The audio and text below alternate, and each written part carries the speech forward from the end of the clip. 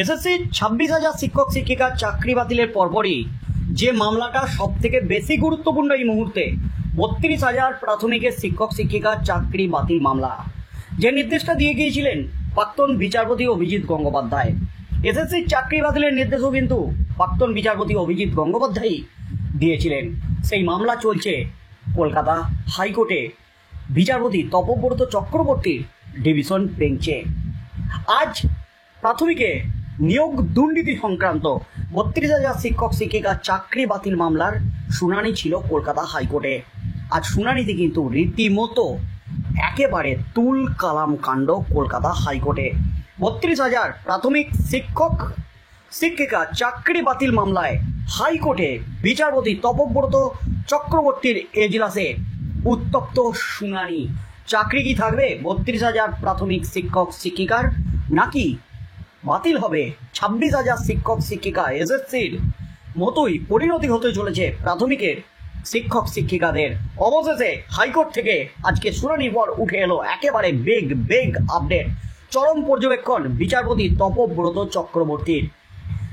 প্রাক্তন বিচারপতি অভিজিৎ গঙ্গোপাধ্যায়ের নির্দেশ নিয়ে প্রশ্ন তুলেছিলেন রাজ্য সরকারের আইনজীবী কল্যাণ ব্যানার্জি। এমনকি চাকরি হারাদের আইনজীবীও প্রশ্ন তুলেছিলেন। চাকরি হারাদের কোনো বক্তব্য না শুনে একতরফাভাবে তিনি রাজনৈতিক দিক থেকে ফায়দা তুলতে এই নির্দেশ দিয়েছেন। এটা সম্পূর্ণ ভুল নির্দেশ। তখনই কিন্তু বিচারপতি তপব্রত চক্রবর্তী একেবারে পাল্টা চরম পর্যবেক্ষণ দিয়েছেন। নেতা মন্ত্রী আধিকারিকরা দুর্নীতি করবে, চাকরি বিক্রি করবে, আর আদালত চোখ বন্ধ করে বসে থাকবে, বিচারপতিরা কোনো পদক্ষেপ নেবে না? প্রশ্ন তুলেছিলেন বিচারপতি তপব্রত চক্রবর্তীর ডিভিশন বেঞ্চ। অর্থাৎ খুব একটা ভালো জায়গায় নেই প্রাথমিকের 32,000 শিক্ষক শিক্ষিকা। তার মধ্যেই কিন্তু আজ বাতিল 32,000 শিক্ষক শিক্ষিকাকে একেবারে চরম বার্তা দিয়ে দিলেন বিচারপতি তপব্রত চক্রবর্তী। 32,000 প্রাথমিক শিক্ষক নিয়োগ মামলায় আজকে দিনটি ছিল অত্যন্ত তাৎপর্যপূর্ণ। কলকাতা হাইকোর্টের ডিভিশন বেঞ্চে বিচারপতি তপব্রত চক্রবর্তী এবং বিচারপতি ঋতব্রত কুমার মিত্রের নেতৃত্বে এই মামলার শুনানি হলো কলকাতা হাইকোর্টে। প্রাথমিক শিক্ষক নিয়োগে অস্বচ্ছতা ও দুর্নীতির অভিযোগ ঘিরে এই 32,000 প্রাথমিক শিক্ষক মামলা এখন রাজ্যের অন্যতম আলোচিত বিষয়। সকাল থেকেই আদালতের দুই পক্ষের আইনজীবীর মধ্যে তীব্র বাদানুবাদ, যুক্তি তর্ক চলে। মামলাকারীদের আইনজীবীরা নিয়োগ প্রক্রিয়ার স্বচ্ছতা নিয়ে প্রশ্ন তুলেছেন। তাদের দাবি অ্যাপটিটিউড টেস্টে অনিয়ম ছিল ব্যাপক। অপরদিকে রাজ্য সরকারের পক্ষ থেকে সেই অভিযোগের খণ্ডন করার চেষ্টা চলে। অর্থাৎ আক্রমণ পাল্টা আক্রমণ, যুক্তি পাল্টা যুক্তি, রীতিমতো উত্তপ্ত হয়ে ওঠে এজলাস। তার মধ্যে কিন্তু 32,000 প্রাথমিক শিক্ষক শিক্ষিকার চাকরি বাতিলের অন্যতম প্রধান ইস্যু হয়ে দাঁড়িয়েছে অ্যাপটিটিউড টেস্ট। মামলাকারীরা বলছেন এই টেস্টে কোনো নির্দিষ্ট মানদণ্ড অনুসরণ করা হয়নি এবং অনেক অযোগ্য প্রার্থী চাকরি পেয়ে গেছেন। আদালতের বিচারপতিরা এই বিষয়ে গভীর মনোযোগ দিয়ে শুনেছেন এবং শুনানি চালিয়ে গেছেন। শুনানিতে নিয়োগে দুর্নীতির অভিযোগ বারবার উঠে আসছে। মামলাকারীরা বলছেন সিবিআই তদন্তে ইতিমধ্যেই একাধিক দুর্নীতির প্রমাণ মিলেছে। এমনকি এক প্রাক্তন শিক্ষামন্ত্রী বর্তমানে এখনো পর্যন্ত জেল হেফাজতে রয়েছেন। আদালতের প্রশ্ন, এত সব ঘটনার পরও নিয়োগের স্বচ্ছতা নিয়ে কেন এত ধোঁয়াশা? এই মুহূর্তের সবচেয়ে বড় খবর, প্রাথমিক শিক্ষক নিয়োগ দুর্নীতি মামলায় চরম পর্যবেক্ষণ বিচারপতির। এত সব ঘটনার পরও, এত সব অভিযোগের পরও নিয়োগের স্বচ্ছতা নিয়ে এত কেন ধোঁয়াশা? নিয়োগ যে স্বচ্ছভাবে হয়নি সেটা তো স্পষ্ট হয়ে গেছে। এমনই পর্যবেক্ষণ বিচারপতি তপব্রত চক্রবর্তীর। আদালত জানতে চেয়েছে কেন পুরো নিয়োগ প্যানেল প্রকাশ করা হয়নি। মামলাকারীদের মতে স্বচ্ছ নিয়োগ প্রক্রিয়ার প্যানেল প্রকাশ বাধ্যতামূলক। এই নিয়ে রাজ্যের আইনজীবীরা চাপের মুখে পড়ে গেছেন।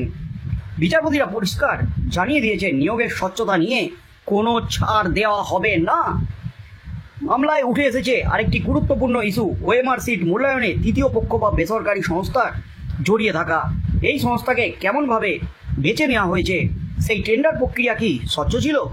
এই প্রশ্নগুলোর উত্তর খুঁজতে গিয়ে আদালতে জোরালো তর্ক বিতর্ক শুরু হয়ে যায় আইনজীবীদের মধ্যে। এই মুহূর্তে শুনানি কিন্তু একেবারে টান টান উত্তেজনা পর্যায়ে। এরপর বিকেল 3:30 দুই পক্ষের বক্তব্য শোনা হবে। এরপরই বোঝা যাবে আদালত আজই কোনো অন্তর্বর্তী নির্দেশ দেন কিনা, নাকি রায়দান স্থগিত রেখে নতুন তারিখ নির্ধারণ করেন। এই 32,000 প্রাথমিক শিক্ষক মামলার উপর নির্ভর করছে হাজার হাজার চাকরি প্রার্থীর ভবিষ্যৎ।